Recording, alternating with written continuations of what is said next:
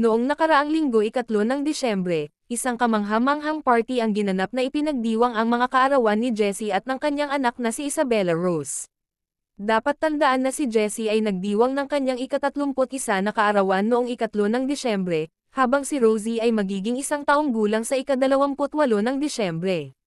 Samantala, nagbahagi si Jessie sa social media ng mga sulyap ng magandang birthday party. Nag-post siya ng mga magagandang larawan mula sa event na kinuha ng Kakon Studio PH.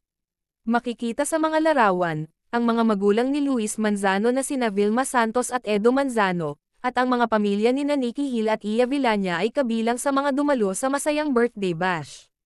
Ibinahagi ni Jessie na naisip nila na abala ang lahat sa tunay na kaarawan ni Rosie, kaya nagdesisyon silang magdiwang ng mas maaga sa kanyang kaarawan. Siyempre naman, may isa pa silang party para kay Rosie sa ika-28.